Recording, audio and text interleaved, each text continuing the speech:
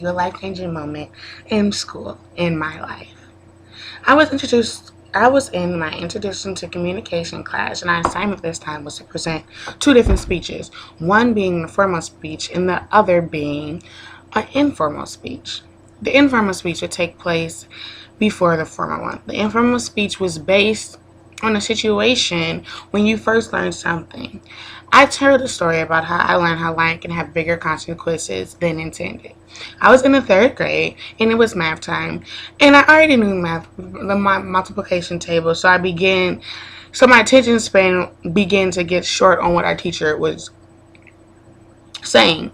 I began to look around the room and my eyes landed on my friend's pencil box when I noticed it was sneaking in my favorite candy in her mouth, the yummy Jolly Rancher. I let my chair close to hers and I whispered, "Can I have one?" She said, "Yes, but be sneaky when putting it into your mouth." I said, "Okay," and I began to slip a thick cylinder into my mouth. And before I could pop it all the way in, my teacher asked, "Candace, what is 3 times 12?" I immediately gasped for air, lunging the deep cylinder of the Jolly Rancher into my throat.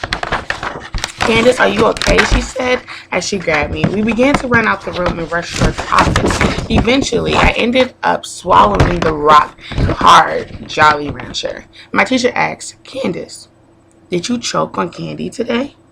I said, "No." I gasped for air a little too hard and I slipped it as I slipped a drink of water. I knew that she knew I was lying, and she said, "It's okay," and I returned to the classroom. Meanwhile, in the classroom, the girl who gave me the candy said that I choked on the candy that she gave me.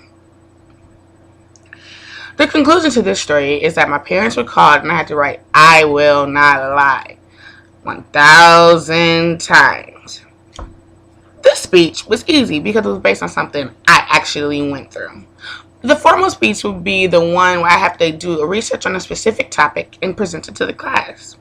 On the day of my informal speech, I was all prepared and ready with note cards in hand and waiting once again to the last minute because that's what I typically do with speeches. I walked to class with a friend when she said that we only could use 3 note cards.